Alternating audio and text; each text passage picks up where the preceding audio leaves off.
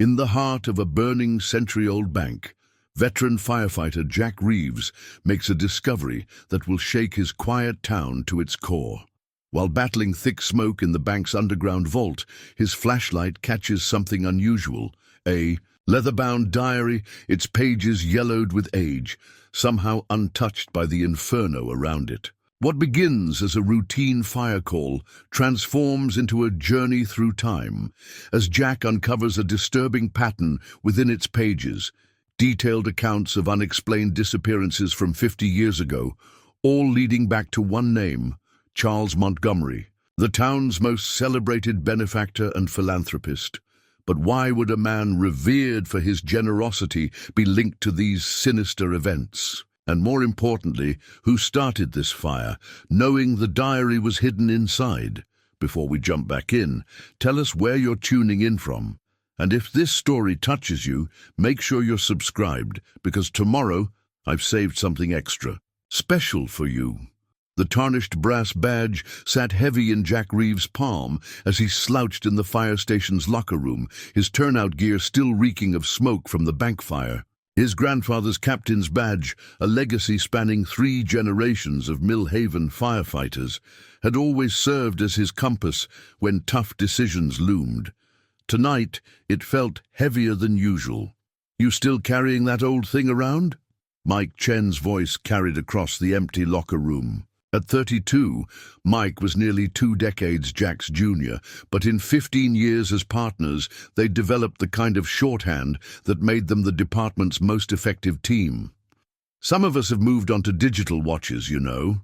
Jack managed a tired smile, running his thumb over the badge's worn surface. "When your watch can tell stories about the Great Mill Fire of '56, let me know." He carefully returned the badge to his locker's top shelf, where it rested beside a faded photograph of his grandfather in his dress blues. "Speaking of stories," Mike said, dropping onto the bench beside Jack, "what's got the chief breathing down your neck about that bank job? 3rd time he's called for your report today." Jack closed his eyes, remembering the vault's oppressive darkness, the way his flashlight beam had caught the leather binding of that diary. Something about it had felt wrong from the start. In 25 years of service, he'd developed an instinct for trouble, and right now, those instincts were screaming. "The fire patterns didn't make sense," Jack said finally. "Starting point was too deep in the building, and the spread—" He shook his head. "Someone wanted that vault breached." Mike leaned forward, interest piqued. "You thinking arson?" "I'm thinking someone went to a lot of trouble to make it look like an electrical fire." Jack stood, his knees protesting the movement. At 53, recovery took longer after each call, though he'd die before admitting it to the younger crew. But they didn't count on old Thompson's paranoia. The bank manager? Man insisted on those extra fire suppressant systems in the vault, saved most of what was inside. Jack didn't mention the diary. Something told him to keep that discovery close to the vest, at least until he understood what he'd found. The station's evening quiet was broken by the heavy footfalls of Chief Martinez ascending the stairs. Jack recognized the rhythm. Deliberate, measured steps that meant official business. He'd known Sarah Martinez since she was a rookie detective, back when they'd both had fewer gray hairs and more optimism about changing the world. "Jack!" She appeared in the doorway, her expression carefully neutral. "Got a minute?" Mike took the hint, gathering his gear. "I'll catch you tomorrow, old-timer. Try not to solve all of Mill Haven's mysteries in one night." If only he knew. Sarah waited until Mike's footsteps faded before speaking. "We found something interesting in the bank's security footage. Before the fire started, someone accessed the vault, used proper codes, knew exactly where the cameras were." She paused, studying Jack's reaction. "Ring any bells?" Thompson said. "Only senior staff had those codes." Jack kept his voice level, though his mind was racing. "That's what, 5 people?" "4, Sarah corrected. "And all of them were at the charity gala across town when the fire started. Perfect alibis." "Too perfect?" Sarah's smile was grim. "Now you're thinking like a detective." She pulled out her phone, showing Jack a grainy image. This was taken 2 hours before the fire. "Know him?" The figure was careful to keep his face turned away from the cameras, but something about the posture, the confident stride. "Richard Montgomery," Jack said, the name tasting bitter on his tongue. "Charles Montgomery's grandson." The same Richard Montgomery, who's been pushing to demolish the old bank building for his new development project. Sarah tucked the phone away. The same Richard Montgomery, who stands to inherit his grandfather's entire estate next month, when the trust conditions expire. Jack's hand instinctively went to his locker, where his grandfather's badge sat watching over their conversation. The old man had always said that in Mill Haven, every mystery led back to the Montgomerys. For 50 years, they'd been the town's unofficial royalty, dispensing charity with one hand while building an empire with the other. But his grandfather had also taught him something else. Where there's smoke, there's usually fire. And right now, Jack could smell smoke everywhere he looked. "Sarah," he said quietly, "I need to show you something, but not here." She studied him for a long moment, then nodded. "My office, 1 hour." As she turned to leave, Jack called after her. "The vault footage. Did anyone else see it?" "Officially. It was corrupted in the fire." She paused at the doorway. "Funny thing about digital files, though. Sometimes copies have a way of surviving." Jack waited until her footsteps faded before, opening his locker again. He retrieved the badge, its weight familiar and reassuring. "What do you think, Gramps?" he murmured. "Ready for one last case?" The badge didn't answer, but as Jack closed his locker, he could have sworn he saw his grandfather's photo smile. Sarah's office still held traces of smoke when Jack arrived, the acrid scent clinging to his clothes from the bank vault seeping into the worn leather of her visitor's chair. The blueprint spread across her desk was yellowed with age, its corners cracking. The original plans for Mill Haven First National, dated 1923. "Found these in the county archives," Sarah said, smoothing a curled edge. "Look at this." Her finger traced a section of the vault design. "There's a compartment here that's not on any of the modern plans. Thompson swears he never knew about it." Jack leaned forward, the diary heavy in his jacket pocket. The hidden space was barely larger than a safety deposit box, tucked behind what appeared to be a standard ventilation panel. "That's where I found it," he said quietly, placing the leather-bound volume on the blueprint. Sarah's eyes widened. "You didn't mention this in your report." "Because I'm not sure what we're dealing with." Jack carefully opened the diary, its pages crackling with age. First entries dated June 15, 1973, the day Teresa Cooper disappeared. Sarah's breath caught. Every kid who grew up in Mill Haven knew about Teresa Cooper. 19 years old, working as a teller at the bank, vanished without a trace after her evening shift. Her case had launched the longest investigation in the department's history and remained unsolved. The handwriting's neat, methodical, Jack continued, turning pages with careful fingers. "Like someone used to keeping records. Listen to this. TC proved difficult, required additional persuasion, regrettable but necessary. The Foundation's work must continue." "The Montgomery Foundation?" Sarah pulled out her tablet, fingers flying across the screen. "Charles Montgomery established it that same year. First major donation was to the police department, new communications equipment. Bought a lot of goodwill with that one," Jack said grimly. "Here's another entry, 2 months later. Second acquisition successful, no complications.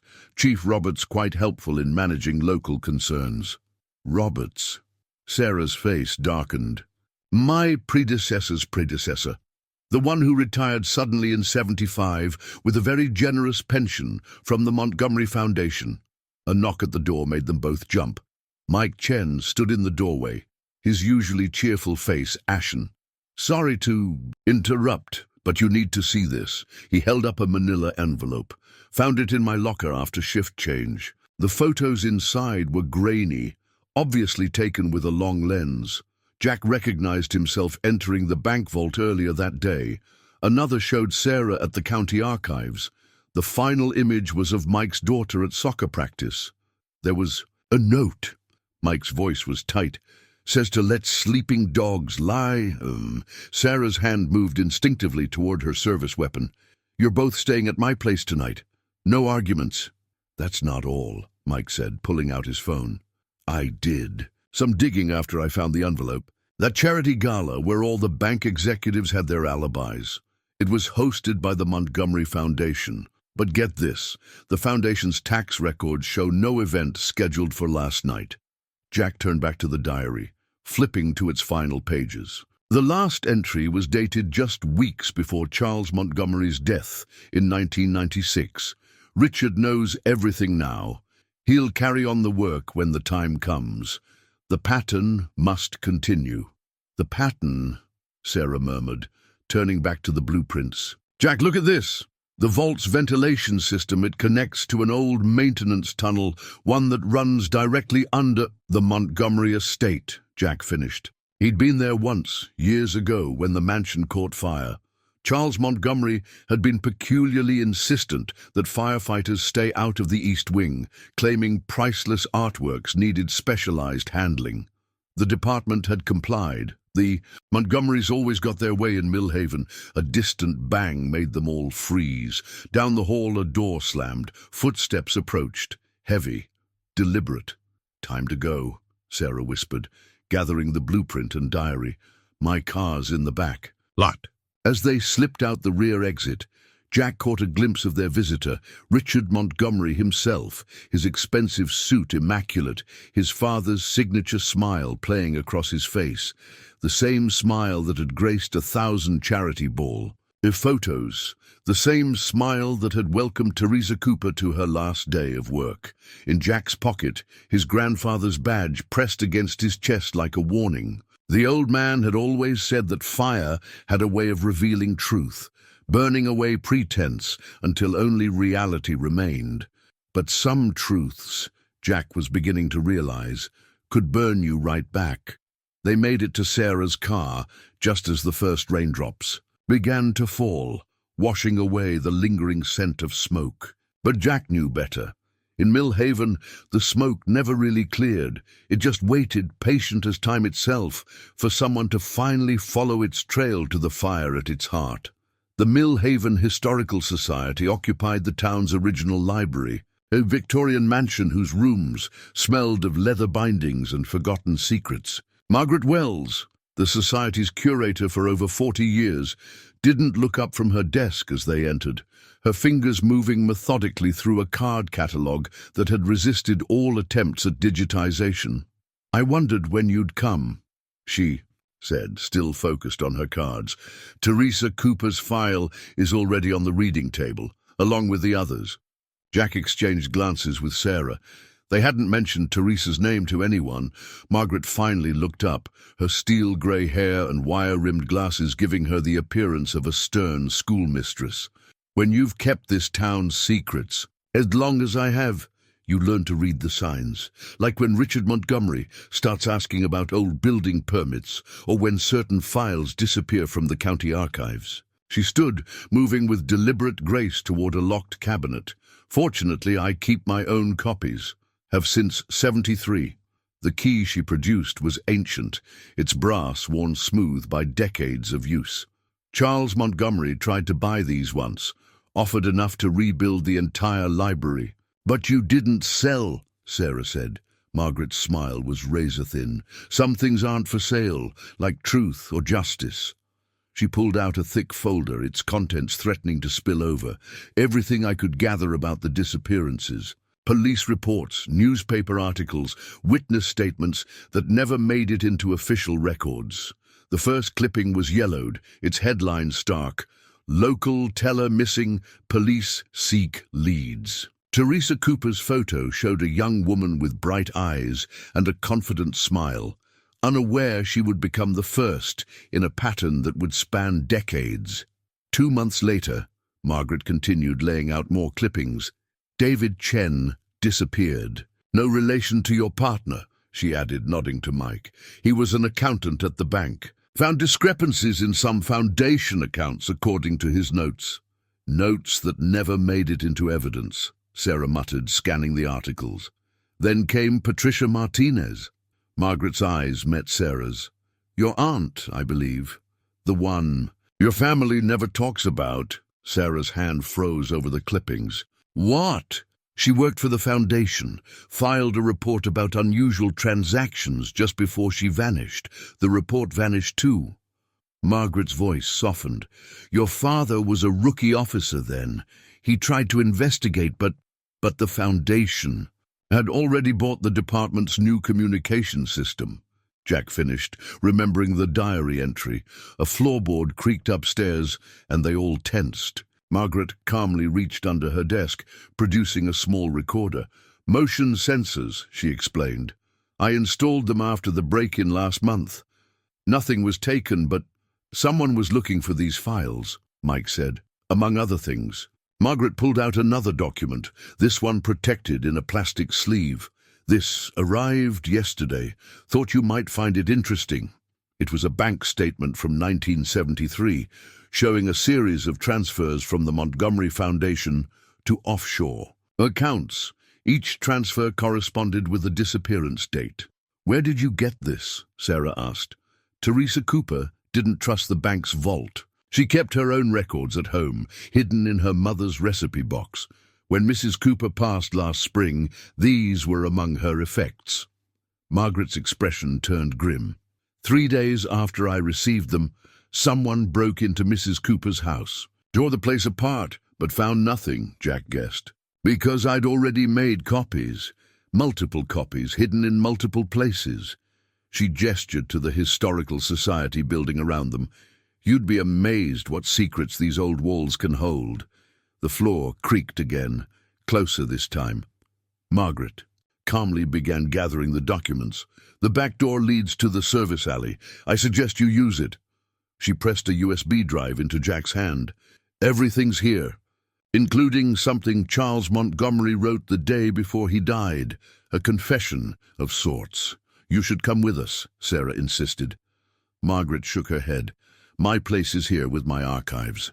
Besides, she smiled, patting her desk drawer, I'm not as defenseless as I appear. Now go. They slipped out just as footsteps descended the main staircase. Through the window, Jack caught a glimpse of 2 men in expensive suits. Foundation security, no doubt. Your aunt, he said quietly to Sarah as they hurried down the alley. Why didn't you ever mention her? Because I didn't know. Sarah's voice was tight. He never said anything. Just that we had an aunt who moved away. Her laugh was bitter.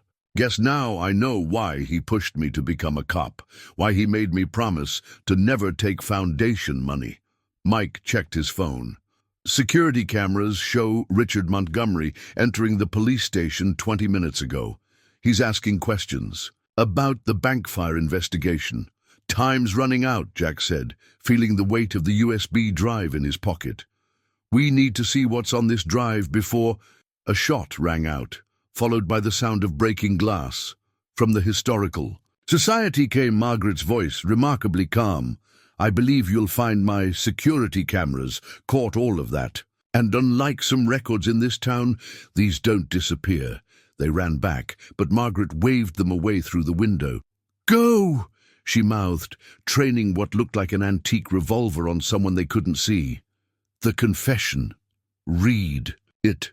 As they drove away, Sarah's hands tight on the steering wheel, Jack thought about patterns, about how secrets, like smoke, found their way through the smallest cracks, about how his grandfather's badge had witnessed half a century of Millhaven's buried truths, about how some fires never really went out. They just waited for the right moment to roar back to life. The Montgomery Foundation's headquarters occupied, a restored Victorian mansion on Millhaven's east side, its manicured lawns and pristine white columns a testament to old money and careful preservation. But it was the carriage house that drew Jack's attention, a modest building where Eleanor Blackwood had served as Charles Montgomery's personal secretary for over 40 years. He was different back in the beginning, Eleanor said, her arthritic fingers curled around a bone china teacup. At 87, she maintained the precise posture of someone who had spent a lifetime guarding powerful men's secrets. Brilliant with numbers, obsessed with patterns. He could look at a spreadsheet and see things nobody else could. Jack studied the woman across her small kitchen table, noting how her eyes constantly darted to the window. When did things change? 1973. The teacup rattled slightly. After his wife died. He started spending more time in the vault, talking about securing the foundation's legacy. She set the cup down with deliberate care. That's when the pattern began. Sarah leaned forward.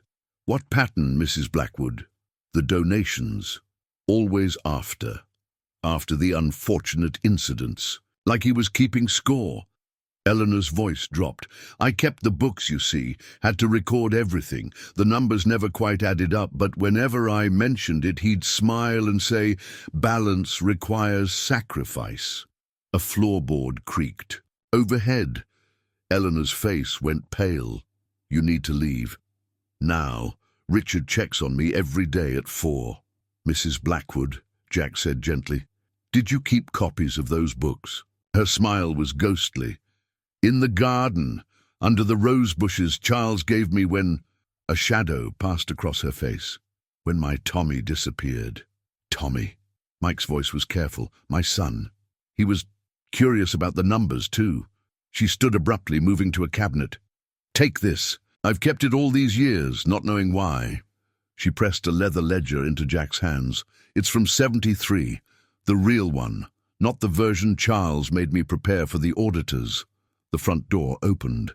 Eleanor practically pushed them toward. The back door. The roses, she whispered. 4th bush from the left. Hurry! They slipped out just as Richard Montgomery's voice drifted down the stairs.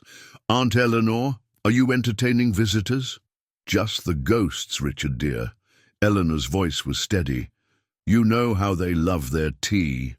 In the garden, Mike kept watch while Jack and Sarah quickly dug beneath the specified rosebush.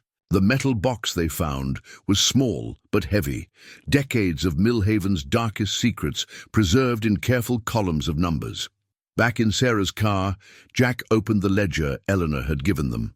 The first entry was dated June 16, 1973, the day after Teresa Cooper vanished. A transfer of $50,000 to an account labeled simply Pattern Maintenance. Look at this. Sarah pointed to a recurring notation.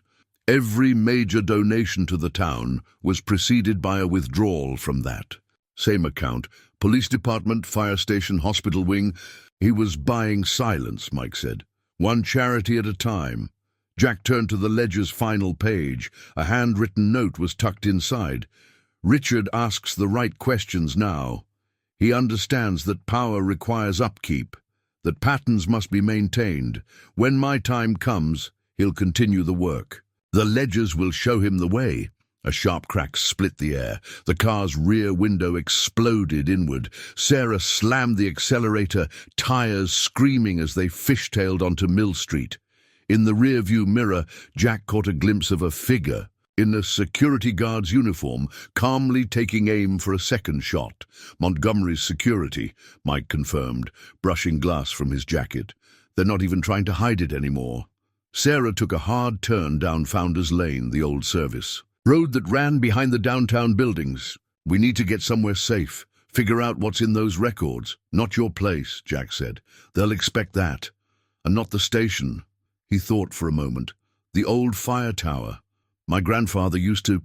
Another shot rang out, catching. The side mirror. Floor it! The tower had been decommissioned decades ago, replaced by modern facilities.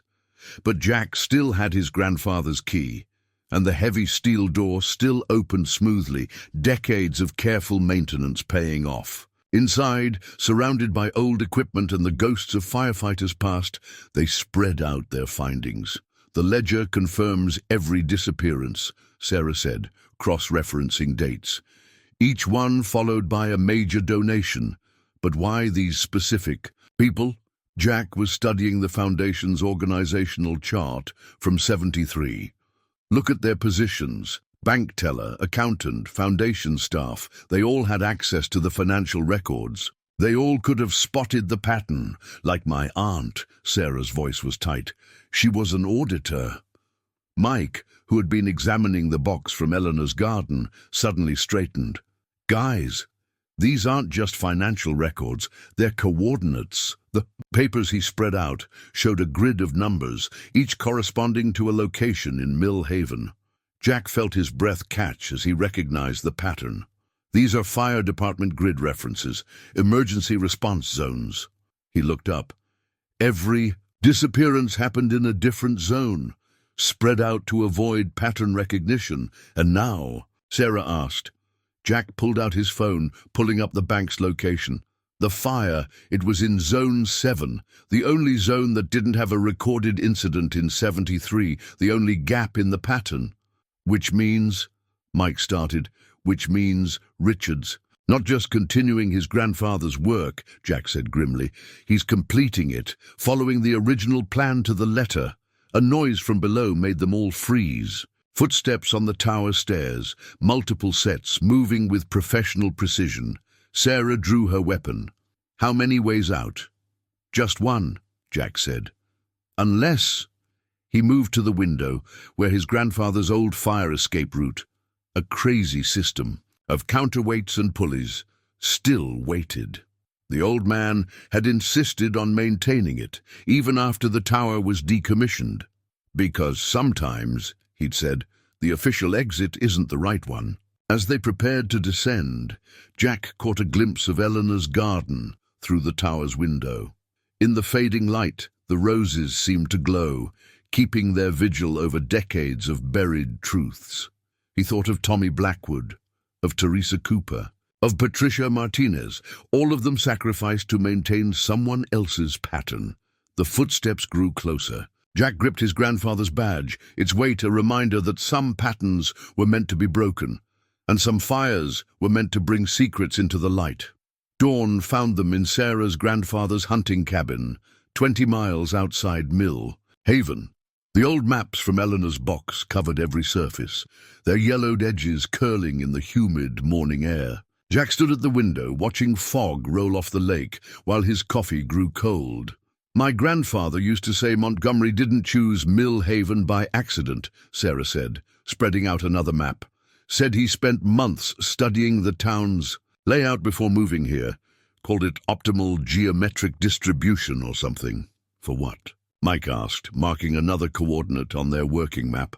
"According to these property records," Sarah tapped a stack of papers, "the Foundation bought 7 key properties between 1970 and 1973, each one positioned perfectly to create—" She connected the dots with a red marker, forming a pattern that made Jack's breath catch. "A 7-pointed star," he said quietly, "with the bank at its center. The old-timers used to call this region the 7 Stars Valley," Mike added. "Some Native American legend about 7 guardian spirits." Montgomery twisted it, Jack said, moving to examine the pattern. "Turned a protection symbol into something else. Look at the dates of the disappearances. They follow the stars' points in sequence, all except Zone 7, Sarah finished. "The bank, the missing point." Jack pulled out his grandfather's badge, its brass surface catching the morning light. "Dad used to tell me stories about Charles Montgomery. Said he was obsessed with sacred geometry, believed certain patterns could channel power." "Power from what?" Mike asked. Before Jack could answer, Sarah's phone buzzed. Her face darkened as she read the message. "Margaret Wells is in the hospital. Accidental. Fall down the Historical Society's stairs. Richard sending." "A message," Jack said. "He's not the only one." Sarah held up her phone, showing a series of photos. They were surveillance shots, dozens of them, showing Jack and Sarah at various locations around town over the past week. The final image showed them at the cabin, time-stamped 5 minutes ago. "They found us," Mike said, already moving to pack up the evidence. "No." Jack held up a hand, studying the photos more closely. "Look at the angle. These weren't taken from outside." He moved to the cabin's back wall, running his hands along the old wood until he found it, a tiny camera, professionally mounted. "This is your grandfather's security system, isn't it?" Sarah's eyes widened. "Dad installed it years ago, which means—" "Someone hacked the feed," Mike finished. They're watching through your own cameras. A new message appeared on Sarah's phone. Getting warm? Richard's playing with us, Sarah growled. No, Jack said slowly, an idea forming. He's following the pattern, just like his grandfather taught him, which means...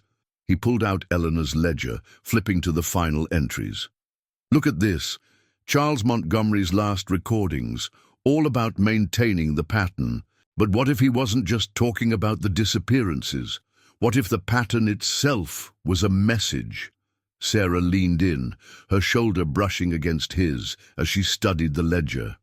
Jack caught a hint of her shampoo, something floral and familiar, mixed with the metallic tang of old paper. For a moment, he was transported back 20 years to when they'd first met at a fire scene. She'd been a rookie cop, he a newly promoted lieutenant, both of them too busy trying to prove themselves to notice the spark between them. The star pattern, she said suddenly, pulling him back to the present. It's not just about locations. Each point corresponds to a type of record. Bank statements, property deeds, police reports. He was building a failsafe, Jack realized, hiding pieces of evidence at each location. If anything happened to him, the pattern would lead someone to the truth, Mike finished. But why? Why create a system to expose his own crimes? Because he knew Richard would follow the pattern exactly, Sarah said. Complete the sequence, thinking he was fulfilling his grandfather's legacy. When really he's exposing it, Jack nodded.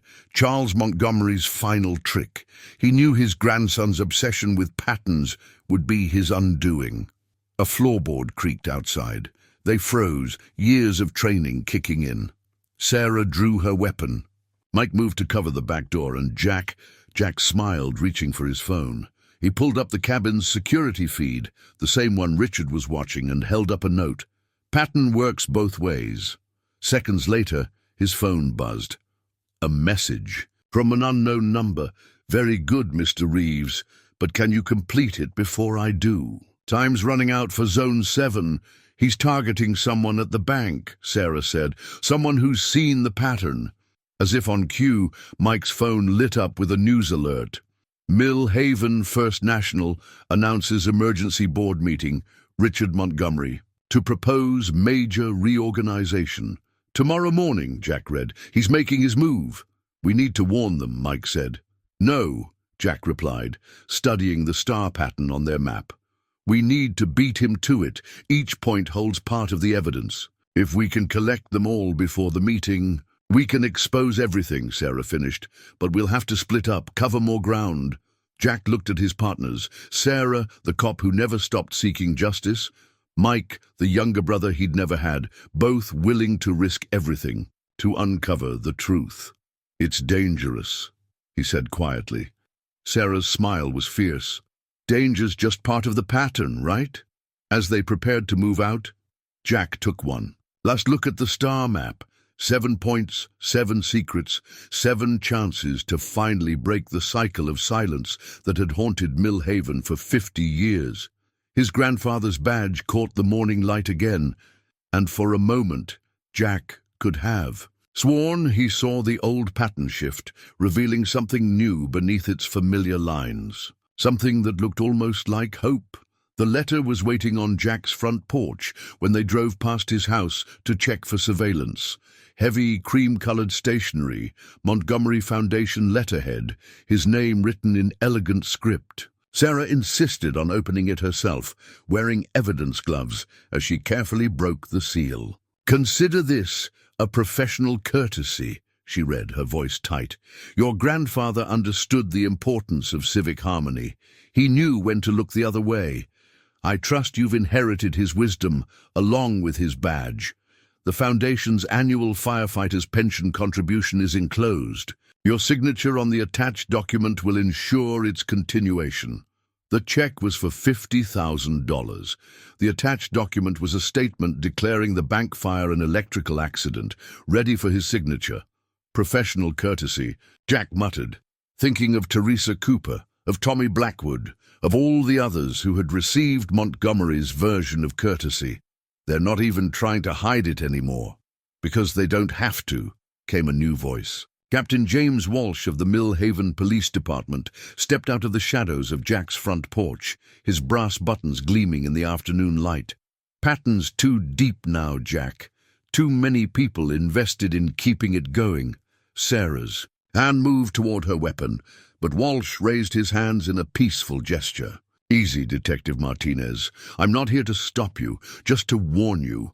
Richard's called in markers all over town. By morning, half the force will be looking for you, the fire chief will have suspended you, and your evidence will be worthless." Like, "You made my aunt's evidence worthless." Sarah's voice could have frozen hell. Walsh had the decency to flinch. "Patricia was my partner, Sarah. What happened to her?" He shook his head.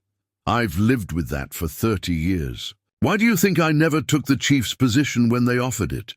But you still took the Foundation's money," Jack said quietly. "We all did. Department couldn't function without it. Montgomery made sure of that." Walsh pulled out his own envelope, identical to Jack's. "These went out to every department head this morning. Sign, or watch your funding disappear. Man knows where all the bodies are buried." "Some more literally than others," Mike said from his position by the car. Walsh ignored the jab, focusing on Jack. "Your grandfather was a good man, Jack. But even he knew how to play the game, how to bend just enough to keep the system working." Jack felt the weight of his grandfather's badge, thought of all the times the old man had come home angry, muttering about Montgomery's latest scheme. But he'd kept working, kept serving, kept protecting his town the only way he knew how. "Maybe that's why he kept such detailed records," Jack said, watching Walsh's face carefully. "Maybe he was bending, but he never broke, never stopped gathering." "Evidence." Something flickered in Walsh's eyes. "The fire tower, that last night before he died. He called me up there, showed me something, said if anything ever happened to him." A car turned onto the street, its headlights sweeping across them. Walsh stiffened. "That's my cue, but Jack—" He hesitated. "Check the tower's old ventilation system. Your grandfather was creative with his hiding places." He melted back into the shadows just as the car passed, a black SUV with Foundation security markings. They waited until it turned the corner before moving. "Think we can trust him?" Mike asked as they pulled away from Jack's house. "Trust is a strong word," Sarah said, "but Walsh was there when they found my aunt's empty car. Dad said he took it harder than anyone." Jack was already thinking about the tower, about his grandfather's obsession with maintenance schedules and ventilation systems. He was building his own pattern, he realized, right under Montgomery's nose, using the Foundation's own methods. "Against them." Sarah's phone buzzed. Her face went pale as she read the message. "They've arrested Margaret Wells, claiming she set the fire at the bank." "Perfect patsy," Mike said bitterly. "Town historian with access to old records, history of opposing Montgomery development plans." "And they'll find evidence," Jack added. "Planted in exactly the right places. Richard's completing another part of the pattern." "We need to move fast," Sarah said. "Walsh was right. By morning, every official channel will be closed to us." "Then we work unofficial channels," Jack said, thinking of Eleanor Blackwood's careful records, of Walsh's haunted eyes, of his grandfather's hidden evidence. "Montgomery's not the only one who knows how to build a network." They parked 2 blocks from the fire tower, approaching on foot through the gathering darkness. The old building stood like a sentinel against the night sky, its weathered stones holding half a century of Millhaven's secrets. Jack ran his hands along the ventilation grate his grandfather had insisted on maintaining long after the system was obsolete. The metal was loose, deliberately so, he now realized. Behind it, wrapped in waterproof cloth, was a package. "Dad used to say Grandpa treated this place like his personal vault," he said, carefully unwrapping the package. "Said he was paranoid about backup systems, redundant records." Inside was a leather notebook, its pages filled with his grandfather's precise handwriting. Names, dates, locations, a parallel record of everything Montgomery had done, documented by a man who had watched it all unfold and waited for the right moment to expose it. "Look at this," Sarah said, pointing to the final entry. "The night he died.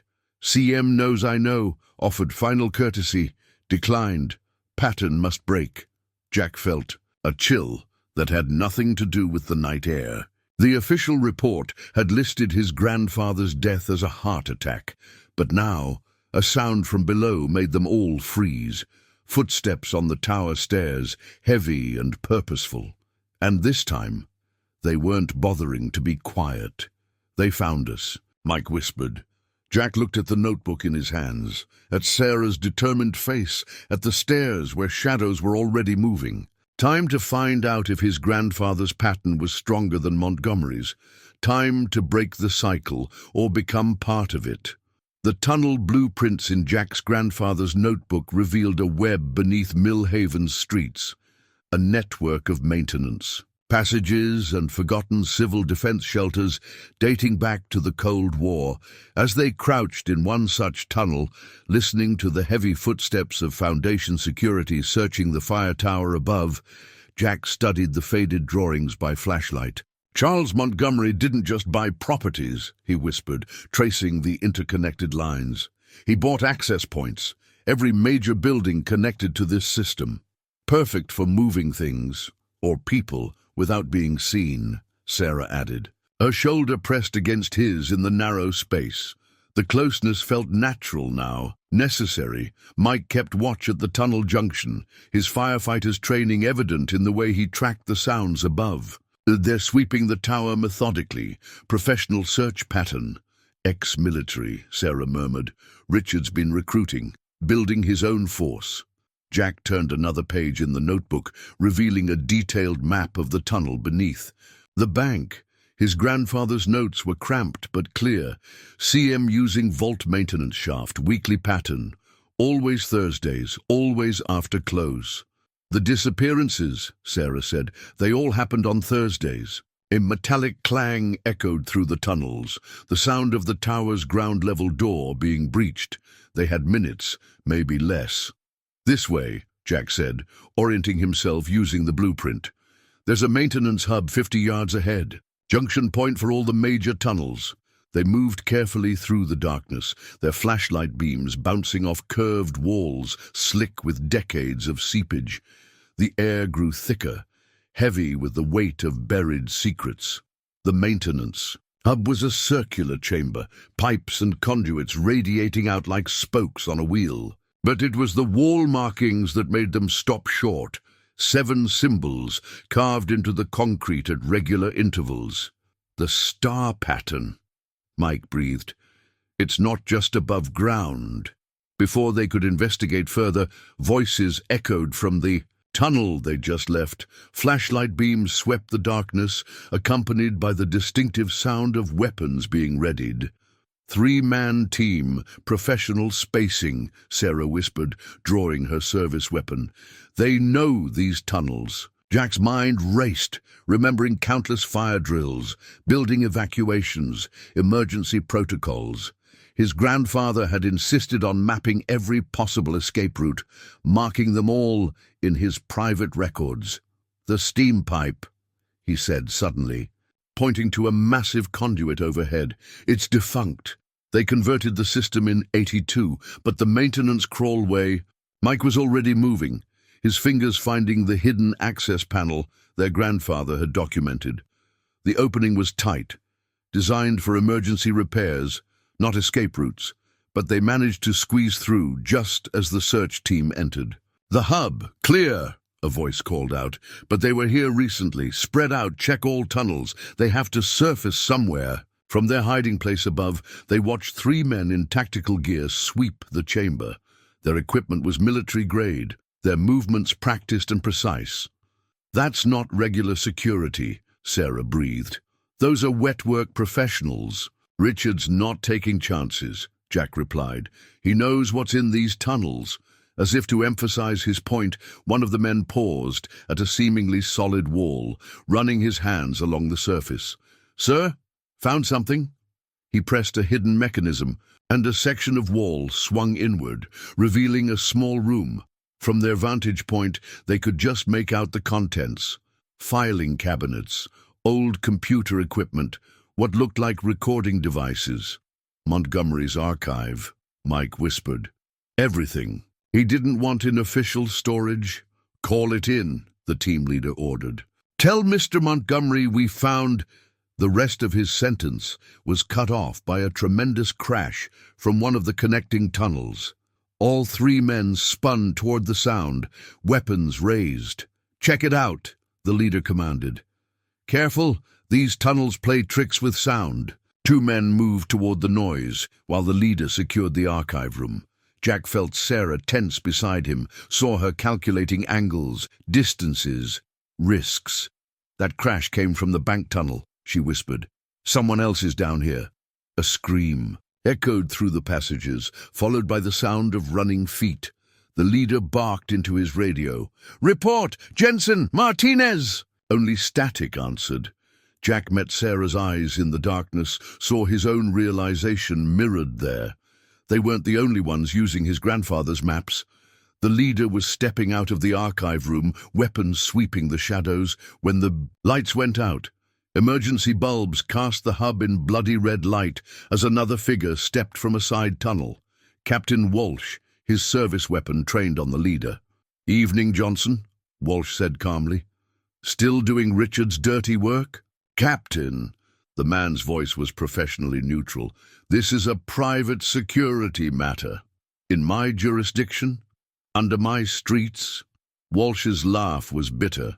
I've spent 30 years watching this pattern play out, watched good people disappear. No more. The leader, Johnson, moved with snake-like speed, but Walsh was ready. The gunshot echoed deafeningly in the confined space. Johnson sprawled backward, his weapon clattering away. Clear, Walsh called out, but we need to move. Richard's got at least 2 more teams in the system. They dropped from their hiding place as Walsh zip-tied Johnson's hands. Been tracking. His security channels, the captain explained. Figured you'd use the tunnels, just like your grandfather did, Jack. The other 2 men, Sarah asked. Your father says hello, Walsh told her with a grim smile. He's been running his own surveillance. On Foundation operations, guess it runs in the family. Mike was already examining the archive room. This is everything, financial records, surveillance files, blackmail material. Evidence we can't use, Sarah said. Not officially, not with Richard controlling the system. Then we don't go official, Jack said, thinking of his grandfather's methodical documentation, of Walsh's 30 years of quiet observation, of all the people who had kept their own records, waiting for the right moment. We go public. All of them. It'd be the board meeting, Mike said. Tomorrow morning, every major player in town will be there.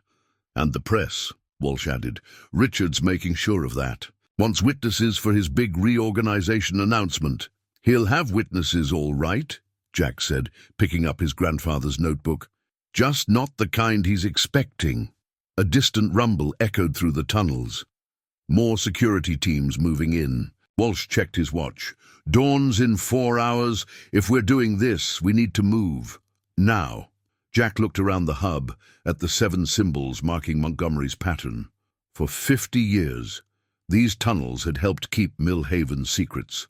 Time. To let them bring those secrets into the light. My grandfather used to say, every fire needs 3 things, he said, shouldering a box of records. Fuel, oxygen, and a spark. He met Sarah's eyes, saw the same determination there. We've got the fuel. Come morning, we provide the spark. They moved out into the darkness, following Walsh's lead through the labyrinth beneath their feet. Above them, Millhaven slept uneasily, unaware that its longest-running pattern was about to break at last. The old council chamber's archives were housed in the basement of City Hall, rows of filing cabinets stretching into shadowed corners. Eleanor's ledger had led them here to a seemingly innocuous notation about a special session in 1973, the night the town council unanimously approved Charles Montgomery's first major development project. Found it, Sarah whispered, pulling a thick folder from a cabinet marked Executive Sessions Confidential. Her father had slipped them his master key before disappearing back into the tunnel system to monitor Richard's security movements. July 12, 1973. Every council member present. "The night after Teresa Cooper disappeared," Jack said, scanning the yellowed pages. The minutes were meticulously detailed, recording every motion, every vote, every carefully worded resolution. But it was the handwritten notes in the margins that caught his attention, his grandfather's distinctive script, cramped and urgent. "CM presents evidence against TC," he read. "Photos doctored. Counsel accepts without question. Pattern begins. He framed her." Sarah's voice was tight. "Made the council think she was embezzling, planning to expose false foundation records."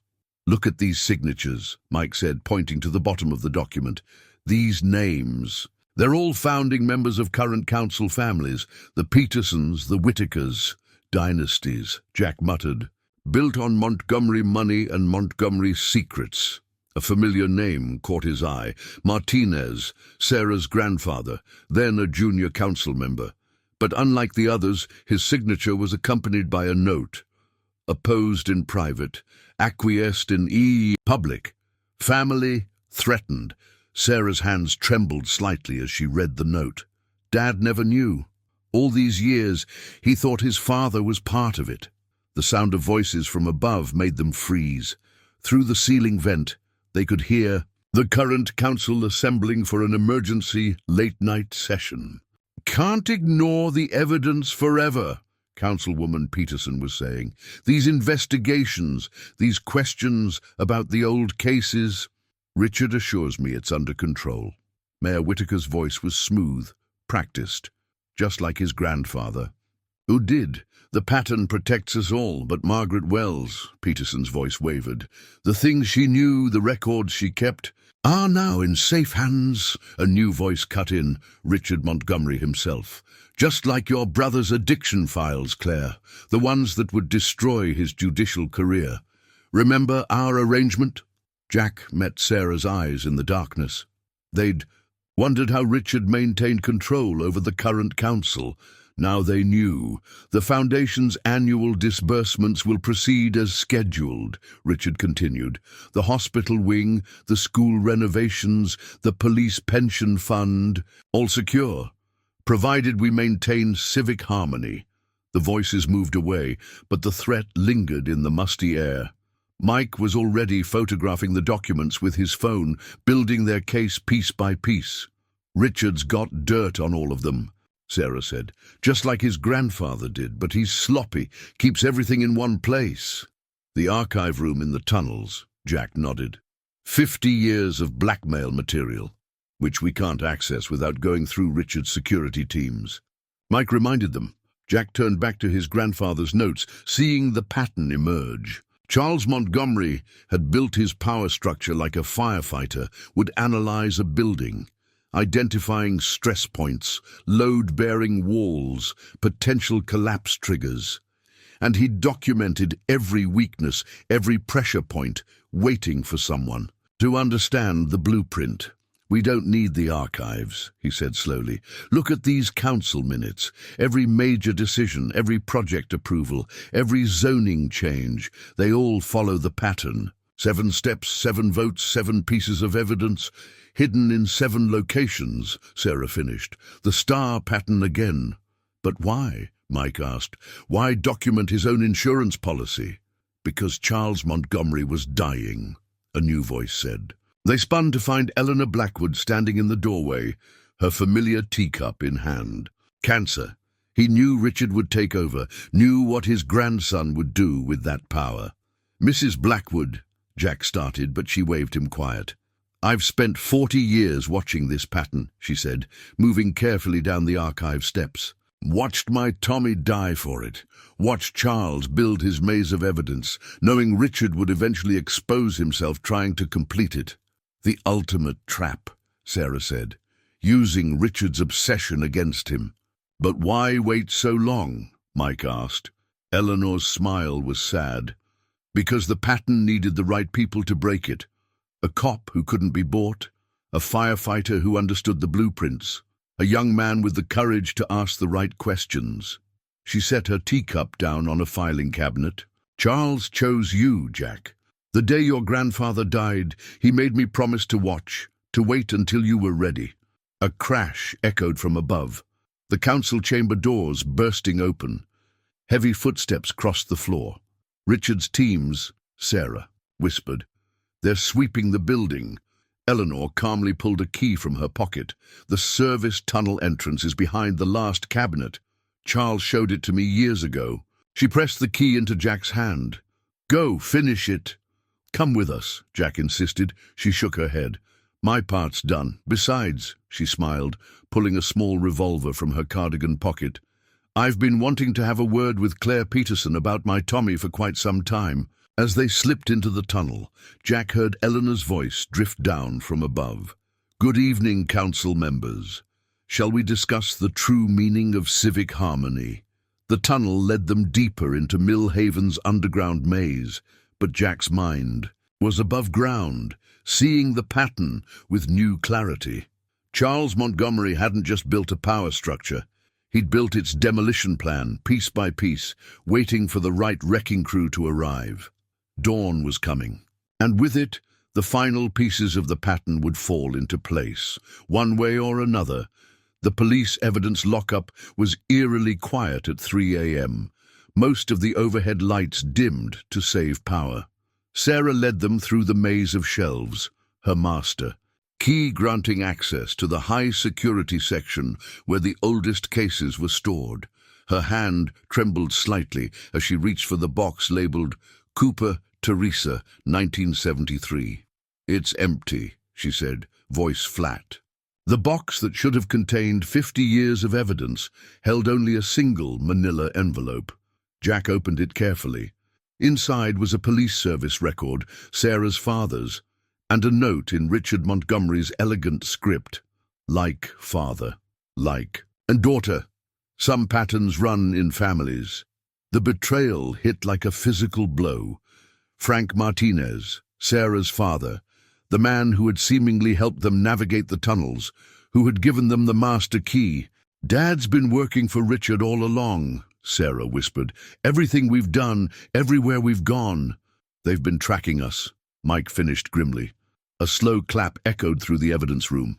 Frank Martinez stepped from between the shelves, his familiar face set in lines of regret. You always were too smart for your own good, baby girl, just like your Aunt Patricia. How long? Sarah's voice could have frozen flame. How long have you been Richard's man? Since the night they found Patricia's car. Frank's smile was bitter.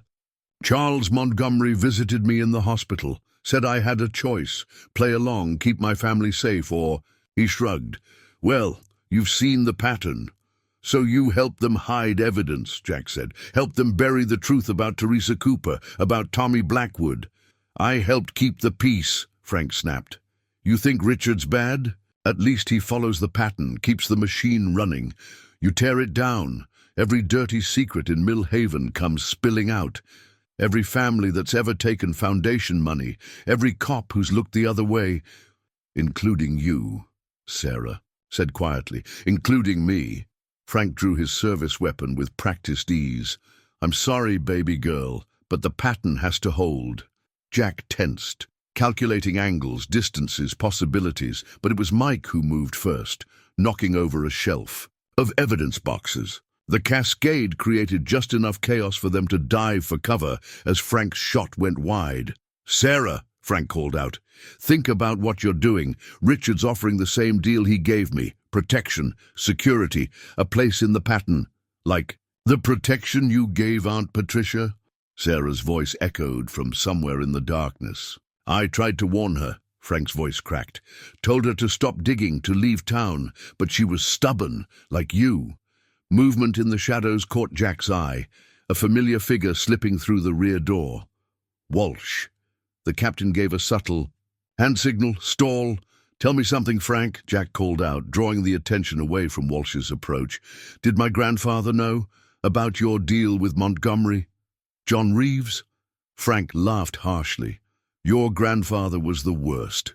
Of them all, keeper of the pattern, Charles called him. Documented everything, built his little evidence stash, but never did anything with it. Just watched, waited, let it all happen. You're wrong, Jack said, thinking of the notebook, the careful documentation, the planned exposure. He was building. A case. All those years, he was setting up the dominoes. For what? Frank demanded. Some grand revelation. The truth doesn't set anyone free, Jack. It just breaks things that didn't need breaking, like your daughter's trust. Walsh's voice was cold as he pressed his gun to Frank's neck. Drop it, Frank. For once in your life, do the right thing. For a moment, Jack thought Frank would comply. Then the older man moved with surprising speed, spinning to engage Walsh. The two men grappled, their shadows dancing grotesquely on the evidence room walls. A shot rang out. Frank stumbled back, red spreading across his shoulder, but his eyes were fixed on Sarah, who stood with her service weapon still raised, tears streaming down her face. "Baby girl," he whispered. "Where's the real evidence?" Sarah's voice was steel. "The Cooper files, the Foundation records, all of it. Where?" "Someone else asked me that last week," Frank said, pressing his hand to the wound. "Margaret Wells, she wouldn't take the deal either." "Is she still alive?" Jack demanded.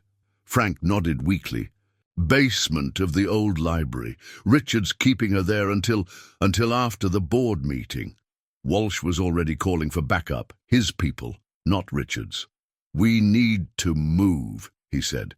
"Richard's teams will have heard the shot." "Go," Frank said suddenly. "There's a maintenance tunnel entrance behind the weapons locker. I'll tell them you overpowered me." Sarah studied her father, seeing him clearly perhaps for the first time. "Was any of it real?" she asked. "Any of what you taught me about justice, about doing what's right?" "All of it," Frank whispered. "That's what makes it so damn hard." They left him there, clutching his wounded shoulder in the darkness. In the tunnel, Sarah finally broke, her sobs echoing off the concrete walls. Jack held her, feeling her shake with decades of betrayal and love and rage. "The pattern breaks everyone eventually," Walsh said quietly. "That's why it has to end." Sarah straightened, wiping her eyes. "Margaret first," she said. "Then we finish this." Jack nodded, pulling out his grandfather's notebook.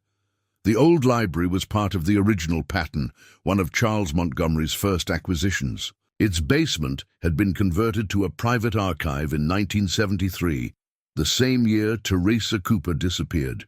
"Your father was right about one thing," he told Sarah. "The truth breaks things, but sometimes things need breaking before they can be fixed." They moved deeper into the tunnels, following the path toward the library. Somewhere above them, dawn was approaching, bringing with it the board meeting that would either break the pattern or break them. Jack touched his grandfather's badge, thinking of all the men who had bent before Montgomery's power. But bending wasn't breaking, and some fires needed to burn before healing could begin. It was time to let Mill Haven burn clean. The basement of the old library smelled of mildew and fear. Margaret Wells sat in a straight-backed chair, her wire-rimmed glasses cracked, but her spine as rigid as ever. Despite 48 hours of captivity, she was calmly sorting through a stack of papers when they found her. "Took you long enough," she said, not looking up. "I've been organizing while I waited. Richard's people are methodical, but they don't understand proper archival procedures." Sarah swept the room for threats, while Walsh checked Margaret for injuries. Jack studied the papers spread across the old reading table. "These are Charles Montgomery's personal records," he said, recognizing the careful handwriting. "His confession, really," Margaret corrected, though he was too much of a coward to call it that. "Found them years ago, hidden in the library's rare bookroom. Been decoding them ever since." Mike secured the door, while Margaret arranged the papers in a precise pattern, a 7-pointed star. "Each point represents a type of power," she explained. "Financial, political, legal, social, physical, spiritual, and informational. Charles Montgomery spent decades building his pattern, making sure each point reinforced the others." "The disappearances," Sarah said. "Each victim threatened one of these power centers." Margaret nodded. "Teresa Cooper discovered financial irregularities. Tommy Blackwood found political bribes. Patricia Martinez uncovered legal corruption." She met Sarah's eyes. "Your aunt was very brave. And now Richard's completing the pattern," Jack said, thinking of the bank fire, the missing evidence, the council's emergency session. not completing, reinforcing. Margaret's hands moved across the papers, revealing connections they hadn't seen before. Charles built the pattern as a prison, but also as a puzzle. Every piece of evidence, every hidden document, every secret passage, they're all part of a larger design. She pulled out a familiar leather-bound volume, the diary from the bank. Vault. This isn't just a record of crimes. It's a key. The real evidence is hidden throughout Millhaven, each piece protected by a riddle in this diary. Jack opened the diary with new understanding, seeing how certain words were slightly offset, how punctuation formed subtle patterns. A code within a code. Charles Montgomery was brilliant in his way, Margaret said. He built his power structure, like a series of load-bearing walls. Remove one, the whole thing stands. Remove them in the right order, the whole thing collapses, Walsh finished. Sarah was already copying the decoded locations into her phone. 7 caches of evidence, all accessible through the tunnel system. But why, Mike asked. Why create a system designed to expose himself? Because he knew what Richard would become, Margaret said quietly. Knew his grandson would try to perfect. The pattern expanded. Charles wanted power, but he wanted control more. This, she gestured to the papers, this is his failsafe, his way of reaching out from the grave to stop Richard from turning Millhaven into something even he couldn't. Stomach. A sound from above made them all freeze. Footsteps, multiple sets, moving with purpose. Richard's team, Walsh said. We need to move. The tunnels are probably watched, Sarah added. Margaret smiled, reaching for a particular book on a nearby shelf. Charles Montgomery didn't build these tunnels, he just found them. The original network was created by the Underground Railroad.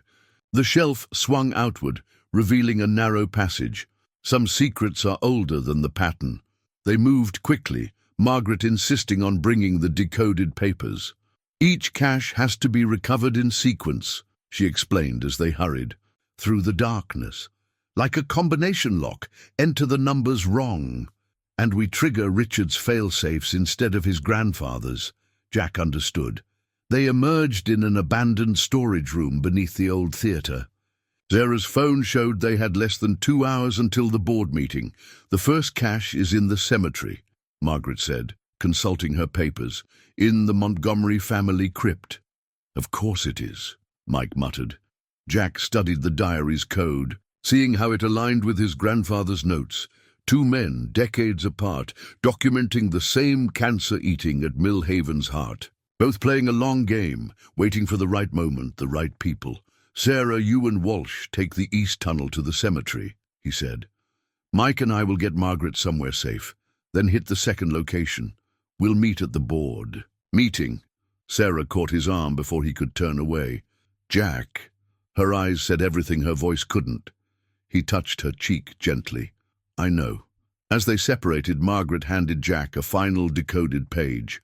Charles Montgomery's last entry, she said, written the night he died. Jack read it by flashlight.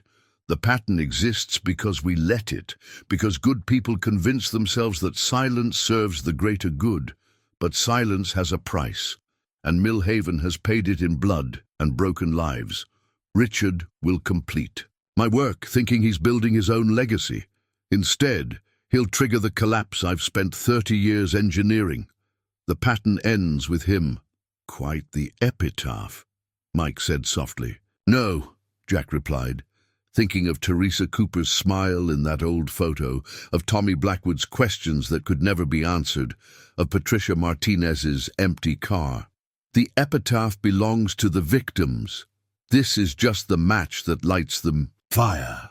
They moved deeper into the tunnel system, following Margaret's directions. Somewhere above them, Richard Montgomery was preparing for his moment of triumph, unaware that his grandfather's final pattern was about to turn his victory to ash. Dawn was coming, and with it, the fire that would either cleanse Millhaven or consume it. The Montgomery family crypt rose like a stone sentinel in the pre-dawn darkness. Sarah crouched behind a weathered angel statue, watching Richard's security team make their rounds. Through her earpiece, Walsh's voice came in low and steady. Two-man teams, 15-minute rotations. Professional. They know we're coming. A sudden flash of light from the crypt's entrance caught her attention. Through her binoculars she could make out a familiar figure, Eleanor Blackwood, calmly walking past the guards as if she belonged there. "Ma'am," one guard started, "this area is restricted." "Really?" Eleanor's voice carried clearly in the cemetery quiet. "I've been tending Charles Montgomery's roses for 40 years. You think his grandson's theatrics will keep me from my routine?" She held up a pair of gardening shears. "The white roses need pruning before the board meeting. Charles was always particular about appearances." The guards exchanged uncertain looks. Eleanor Blackwood's position in Millhaven's hierarchy was too complex to risk offending her. They stepped aside. Sarah's phone vibrated. A text from Jack. "Found something in Grandpa's notes. Charles M. loved symbols, white roses, and innocence. Lost." She watched Eleanor carefully trim the roses, growing along the crypt's entrance, methodically dropping petals and leaves in seemingly random patterns. But Sarah recognized the arrangement. Another 7-pointed star, the old biddies marking the entrance point, Walsh whispered. "Clever girl."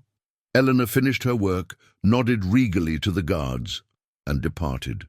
The moment she was out of sight, one guard made a call. "Sir, Mrs. Blackwood was just here. Yes, acting strange. No, didn't try to enter, just tended the roses." "Yes, sir." "Understood." The guard turned to his partner. "Mr. Montgomery wants us to check the perimeter again. Now." The moment they rounded the crypt's corner, Sarah and Walsh moved.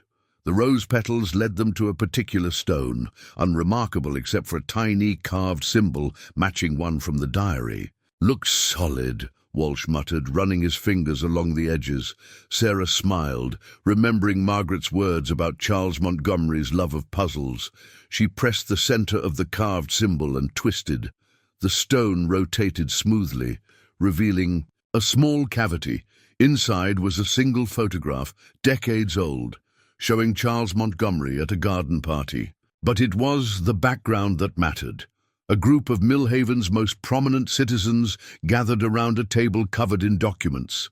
Sarah recognized the council members who had approved Teresa Cooper's disgrace.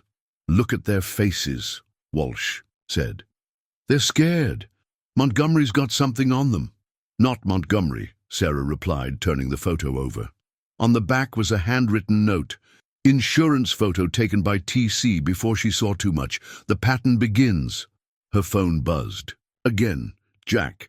"Second cache compromised. Richard's team got here first. Moving to third location. How's the crypt?" "Got it," she typed back. "Photo proves Teresa Cooper was gathering evidence before she disappeared. She started the pattern, not Charles." "Check the rose bushes," Jack replied. "Grandpa's notes say." CM kept backup copies everywhere. Sarah walked the crypt's perimeter, examining the carefully maintained roses. Inside one particularly dense bush, wrapped in weatherproof material, she found a stack of papers, financial records showing payments to everyone in the garden party photo. Teresa Cooper didn't just find discrepancies, she said, scanning the documents. She found proof they were all involved, the whole town leadership. "And Charles Montgomery used that proof to take control," Walsh added. "Used her own evidence to build his power base. A beam of light cut through the darkness, the guards returning. They barely made it back to cover before the perimeter sweep resumed." "We need to move," Walsh said. "The board meeting's in 90 minutes. Sarah's phone lit up again. Mike, this time. "Problem at the library. Eleanor's been arrested. Richard's moving up the timetable. Meeting starts in 30 minutes. "He knows," Sarah breathed. "He knows we're gathering the evidence." "Then we do this. The hard way," Walsh said grimly. "I've got people inside the meeting, loyal ones. We go in hot, show everything we have." "Not everything," Sarah replied, thinking of the patterns within patterns. "We show just enough to make Richard think he's..." "1. Let him complete his grandfather's sequence and trigger the failsafe," Walsh finished. "Just like Charles planned." They moved through the cemetery's shadows, passing Teresa Cooper's grave. Sarah paused, laying a white rose on the stone. "We'll finish what you started," she whispered. "The pattern ends today." Her phone buzzed one final time. "Jack. Found something big in the third cache. Meet me at the old fire tower. Bring the photo. Everything connects." Dawn was breaking over Mill Haven, painting the horizon in shades of fire. Sarah thought of her father's betrayal, of Eleanor's quiet resistance, of Teresa Cooper's deadly discovery. So many patterns, all leading to this moment. Time to see which ones would burn and which would rise from the ashes. The old fire tower's top floor offered a clear view of Mill Haven First National's boardroom windows. Jack stood at his grandfather's favorite observation point, watching the town's power players arrive for the emergency meeting. Through his binoculars, he could see Richard Montgomery greeting each arrival with practiced charm. "Found this in the third cache," he told Sarah when she arrived, handing her a leather portfolio. "Charles Montgomery's personal ledger, the real one. Inside were details of every payment, every blackmail scheme, every calculated act of corruption. All recorded in Charles Montgomery's precise hand. But it was the final entry that mattered most, a list of safety deposit box numbers. He made copies," Sarah said, understanding dawning. "Split the evidence between multiple boxes in his own bank. And Richard just cleaned out those boxes," Mike added, entering from the stairwell, "right after the fire, thinking he was protecting himself, when really he was collecting the final pieces of his grandfather's puzzle."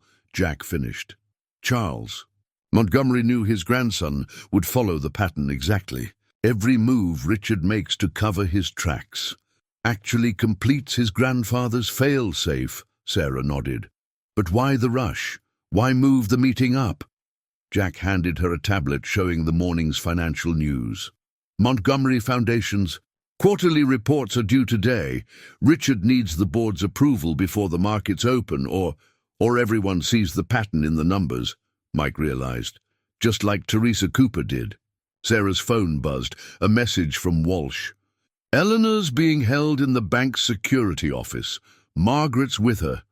They're both alive, but Richard's not taking chances." Through the binoculars, Jack watched another familiar face enter the bank. His fire chief, looking uncomfortable in a suit. "They're all coming, everyone who's ever been part of the pattern. Your grandfather knew this day would come," Sarah said softly. "That's why he maintained this tower, kept the observation post active." Jack touched the old brass badge in his pocket. He knew someone would need to witness it, to make sure the truth couldn't be buried again. Mike's radio crackled, a secured channel to Walsh's loyal officers. "Package delivered," a voice reported. "Repeat, package delivered. The evidence we planted," Mike explained. "Just enough to make Richard think he's caught us trying to expose him, which means he'll move to discredit it all at once." Sarah said, "Use the meeting to justify a complete overhaul of bank records, foundation documents, thinking he's erasing the evidence." Jack nodded, "when really he's just following his grandfather's script, the same way Charles followed Teresa Cooper's discoveries to build his empire." Sarah studied the bank through her own binoculars. "Securities, heavy. Richard's got teams at every entrance." "Except one," Jack said, pulling out his grandfather's blueprints. "The old maintenance shaft, the one Charles Montgomery used for the original disappearances. Richard will have it watched, but he'll expect us to avoid it," Sarah finished, "knowing its history." "Sometimes," Jack said, remembering Margaret's words, "the oldest secrets are the best ones." Mike checked his watch. "Meeting starts in 15 minutes. Once Richard begins his presentation, we'll have one shot," Jack agreed. "Sarah, you and Walsh's team take the main entrance. Create a distraction. Mike and I will go in through the shaft, get to Eleanor and Margaret." "And the evidence?" Sarah asked. Jack smiled grimly. "We let Richard present it himself. Let him stand up there and explain how he's found proof of a conspiracy against the Foundation. Let him demonstrate how thoroughly he's investigated every angle, while actually presenting his grandfather's carefully prepared case against himself." Sarah nodded. "Beautiful." "Chief's here," Mike reported, watching another car arrive. Full department leadership. Jack thought of all the men and women who'd sold pieces of their souls to the Montgomery pattern, of his grandfather watching and waiting and planning, of Teresa Cooper, who died trying to expose the truth. "Sarah," he said quietly, "if this goes wrong—" She silenced him with a kiss, fierce and quick. "It won't. The pattern ends today." Through the binoculars, Jack watched Richard Montgomery take his place at the head of the boardroom table, arrange his papers with meticulous care, check his watch with practiced casualness. "Time to light the fire," he said, reaching for his grandfather's badge one last time. "Let's see what burns." The maintenance shaft was exactly as Jack's grandfather had documented, narrow, damp, and smelling of old secrets. Jack and Mike moved silently through the darkness, counting access panels until they reached the one marked in the blueprints with a tiny star. Above them, Richard Montgomery's voice drifted through the ventilation system. Evidence of a coordinated attempt to undermine the Foundation's work. "Right on schedule," Mike whispered. "Sarah should be making her move any minute." As if on cue, a commotion erupted in the bank's lobby. Through the shaft's grating, they could see security teams rushing to respond to what sounded like a very convincing protest about Foundation corruption. The panel opened silently, maintained, Jack realized, by generations of people who'd known about this entrance. Eleanor and Margaret looked up calmly from their seats in the security office as Jack and Mike slipped inside. "Took you long enough," Margaret said, continuing to sort through a stack of papers despite her handcuffed wrists. "I trust you found the third cache, along with your notes about the safety deposit boxes," Jack confirmed, working on the handcuffs. "But why didn't you tell us about Teresa Cooper's original evidence?" "Because some truths have to be discovered." "Not told," Eleanor answered, "just like Charles had to discover what his grandson would become." A familiar voice crackled over the security radio. "All units, suspicious package found at West Entrance. Bomb squad en route." "Walsh's diversion," Mike said. "We need to move." But Margaret held up a hand, her eyes fixed on the security monitors showing the boardroom. Richard was reaching the crucial part of his presentation. "Watch," she said softly. "Charles's final pattern is about to begin." On screen, Richard Montgomery stood before Millhaven's assembled power brokers, his confidence radiating through. Even the grainy security feed. "These documents prove a decades-long conspiracy," he declared, holding up a familiar leather portfolio. "One that began with Teresa Cooper's unfounded accusations." "The portfolio from the third cache," Jack breathed. He took the bait. "Every piece of evidence they've gathered," Richard continued. "Every document they claim exposes Foundation wrongdoing. I've traced back to its source." He began laying out papers in a familiar pattern. 7 points of attack, 7 false trails, 7 attempts to destroy everything we've built. Eleanor's smile was razor-sharp. "Count with me," she whispered. 1, 2... As Richard placed each document, the pattern emerged. Charles Montgomery's 7-pointed star, recreated in his grandson's meticulous arrangement. 6, Margaret counted. And now, Richard placed the final document, Teresa Cooper's original photograph. "With this, I can prove that every accusation..." The boardroom lights flickered. On every screen in the security office, numbers began scrolling. Account numbers, dates, coordinates. "What's happening?" Mike demanded. "Charles Montgomery's real legacy," Margaret said.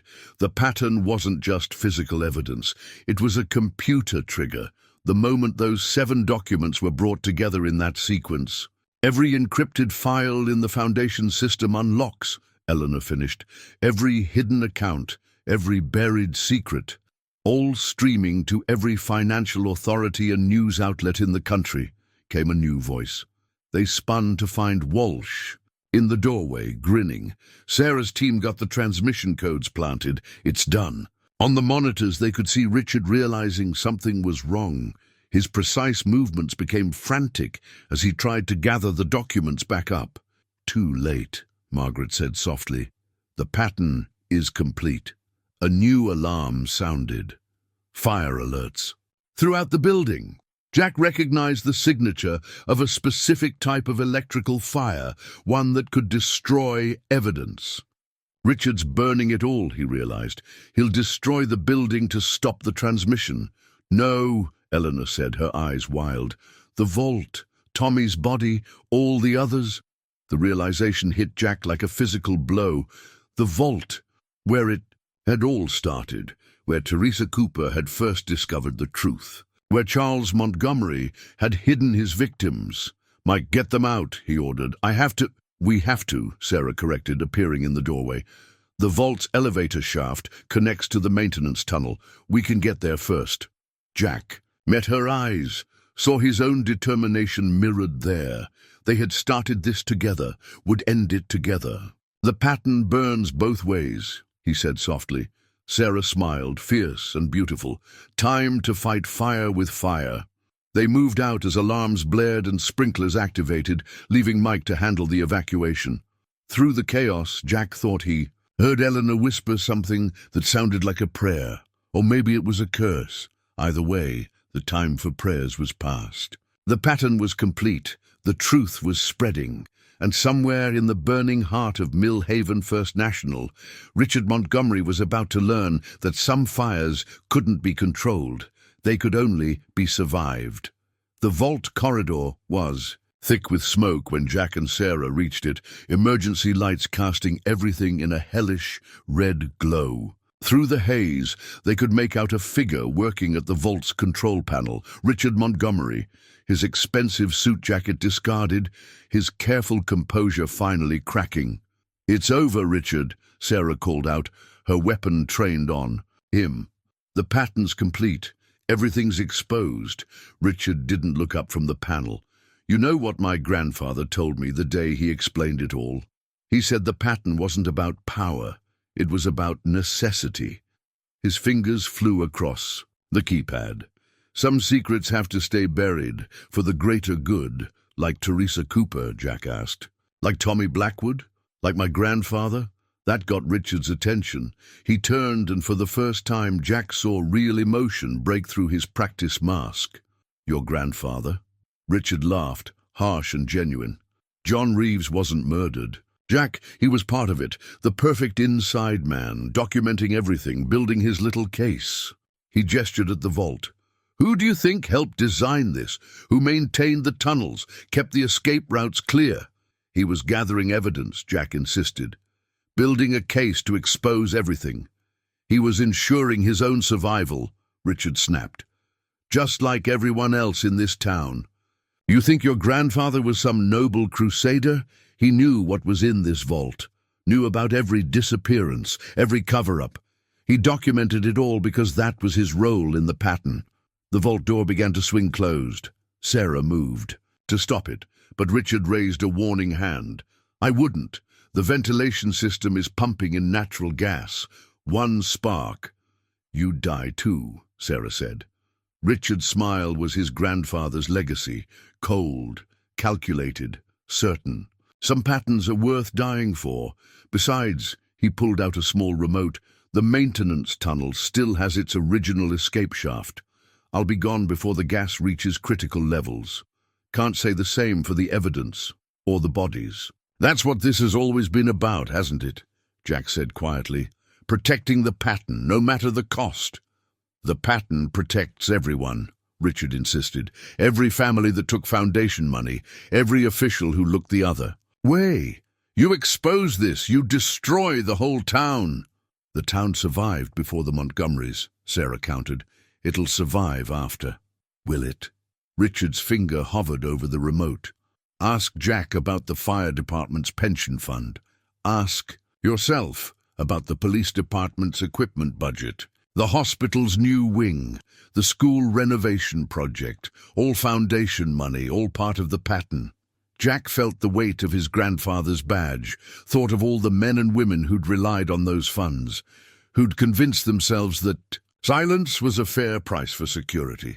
"My grandfather left me a message," he said, "in his maintenance logs. Took me years to understand it. He wrote, Some fires have to burn clean. Understanding dawned in Richard's eyes a moment too late. Jack pulled out his radio, an old model, the kind that still used spark gap technology. No! Richard lunged forward. Jack keyed the transmitter. The spark was tiny, almost invisible. It was enough. The gas-heavy air ignited with a low whump rather than an explosion. Richard's remote went flying as Sarah tackled him. Jack rushed to the vault controls, using his grandfather's maintenance. Codes to override the lockdown. "The ventilation system," he shouted to Sarah. "It's still pumping in gas." Sarah, struggling with Richard, reached for the manual cutoff. Richard fought with sudden, desperate strength, knowing what the valve would reveal. "You can't," he gasped. "The pattern, everything he built, was meant to burn," came a new voice. Eleanor Blackwood stepped out of the maintenance tunnel, Margaret Wells beside her. "Charles knew what you'd become, Richard. Knew you'd follow the pattern right to this moment." "The valve," Margaret added, "opens both ways." When Teresa found the bodies, Charles didn't just kill her. He adapted her discovery into his plan, used this vault's ventilation system to hide his victims and preserve the evidence of their fates. Sarah finally reached the valve. The gas flow stopped, and in the vault's newly cleared air, they all heard it. The soft click of Charles Montgomery's final failsafe engaging. Hidden panels in the vault walls began to open, revealing their long-held secrets. Richard sagged in. Sarah's grip, watching 50 years of carefully maintained pattern, collapse into truth. "He knew," Richard whispered. "He knew I'd try to burn it all, and made sure the fire would reveal instead of destroy," Jack finished, thinking of all the blazes his grandfather had fought, all the patterns he'd documented, all the evidence he'd gathered, waiting for the day when Mill Haven would finally be ready to face its burning truth. The vault's hidden compartments contained more than bodies. Each victim had been carefully preserved along with their evidence.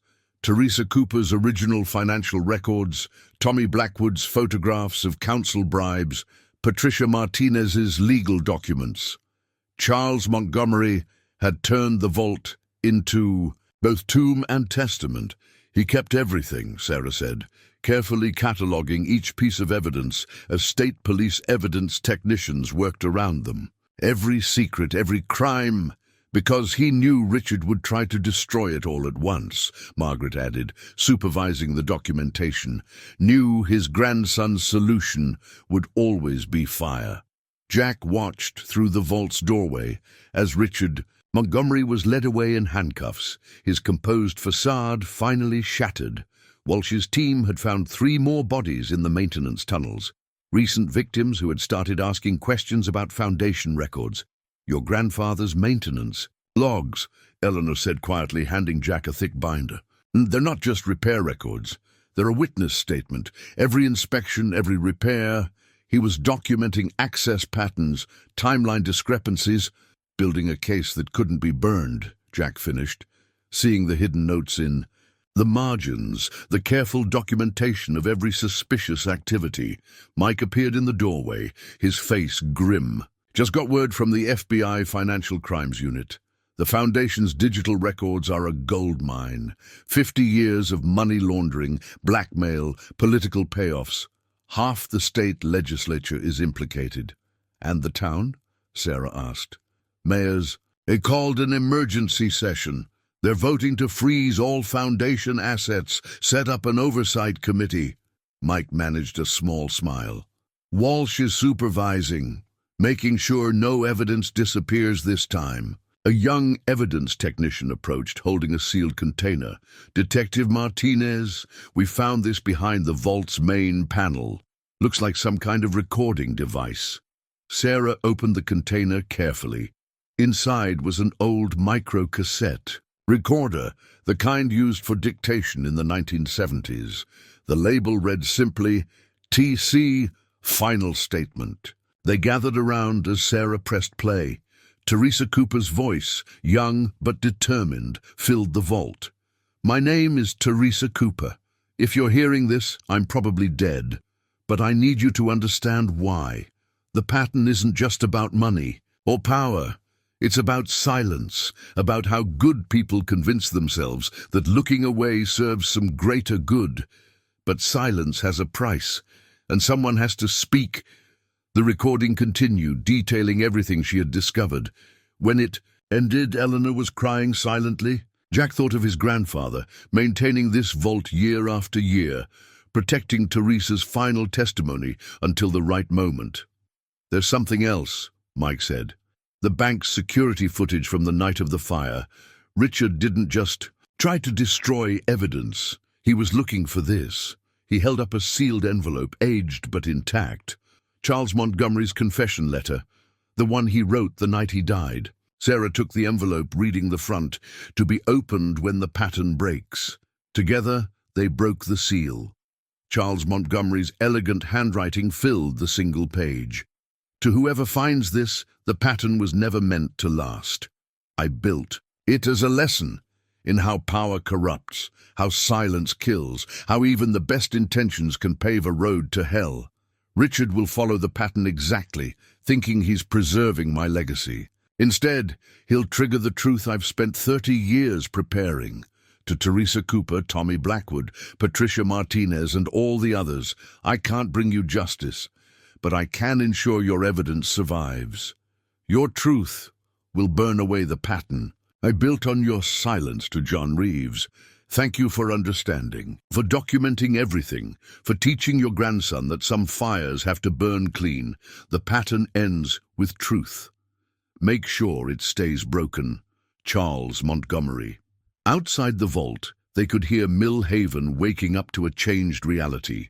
News helicopters circled overhead, federal agents continued to arrive, and decades of buried secrets rose to the surface. "What happens now?" Mike asked. Jack touched his grandfather's badge one last time before placing it with the evidence. "Now we make sure no new patterns take root. No more silence, no more looking away." Sarah squeezed his hand. "Some fires are worth starting. And some," Eleanor added, looking at the evidence of her son's final investigation, "are worth surviving." They emerged from the vault into dawn's light, leaving behind the darkness that had held Mill Haven's secrets for so long. Above them, the sky was clear. All smoke finally lifted, all patterns finally broken. 1 month after the pattern broke, Mill Haven gathered in Memorial Park for an unveiling.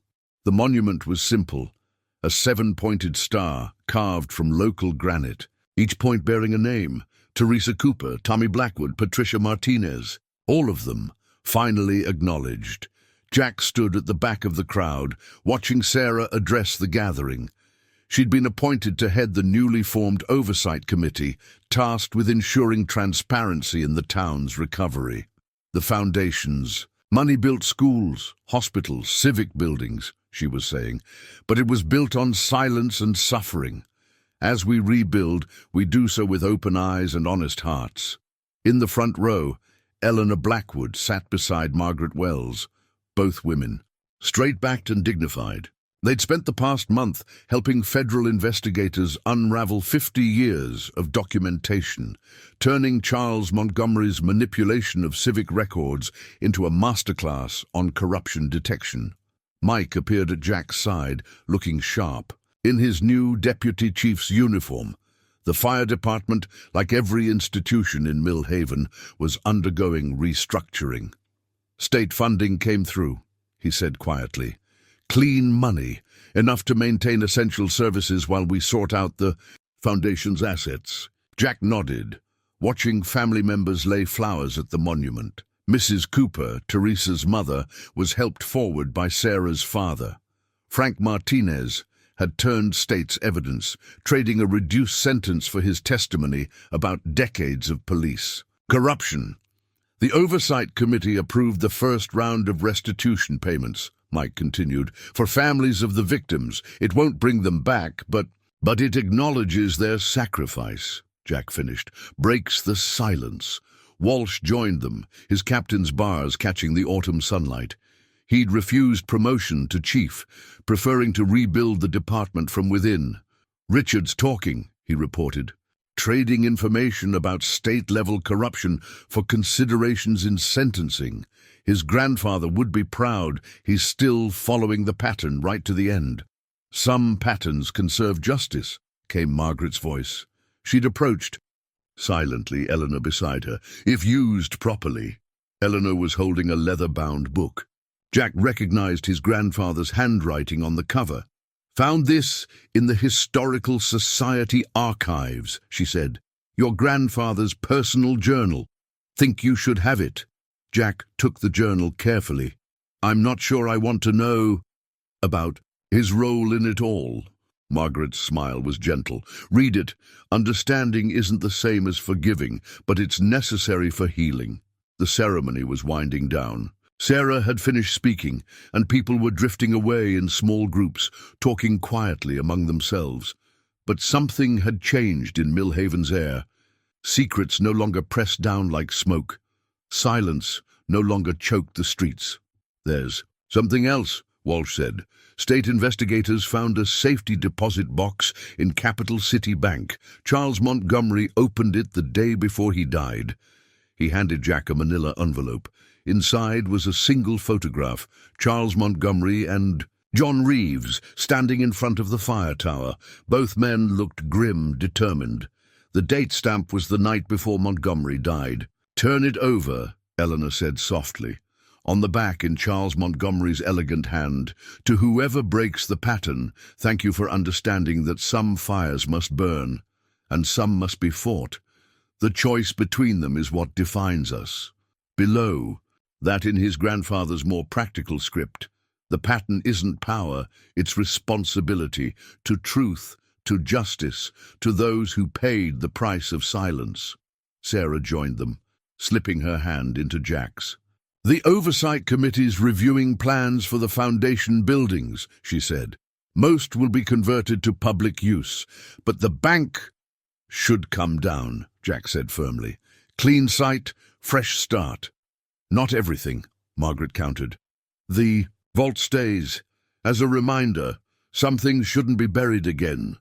They stood together, watching the sun set behind the monument. Its shadow formed a perfect seven-pointed star on the ground, a new pattern for a town learning to live with truth. "Your grandfather would be proud," Sarah said softly. Jack opened the journal, reading the first line. "Some patterns exist to be broken. Some exist to show us why they needed breaking. The trick is knowing the difference. No more tricks," he said. "No more patterns, just truth." Above them, the evening star appeared, bright and clear in a sky no longer clouded by secrets. 1 year after the pattern broke, Jack sat in his grandfather's old office in the fire tower, writing in a new leather-bound diary. The tradition of documentation had taken on new meaning in Millhaven, not as a tool for preserving secrets, but as a safeguard against them. "The last of the foundation buildings came down today," he wrote, "all except the vault, which stands as our reminder. Sarah's Oversight Committee has established new protocols for financial transparency. Every major decision, every civic project now requires public review. Some call it excessive. I call it necessary." He paused, looking out over the town. The autumn air was crisp and clear, carrying no hint of smoke or secrets. Below, he could see Eleanor Blackwood tending the memorial garden, where white roses now bloomed around the granite star. Margaret Wells sat nearby, teaching a group of high school students about the importance of records and remembrance. "My grandfather's journal revealed a complicated man," Jack continued writing. "Someone who documented corruption while enabling it, who fought fires while letting some burn. His final entry spoke of choices between preservation and revelation, between safety and truth. He chose to wait, to watch, to record. I choose differently." Sarah appeared in the doorway, her oversight committee badge catching the light.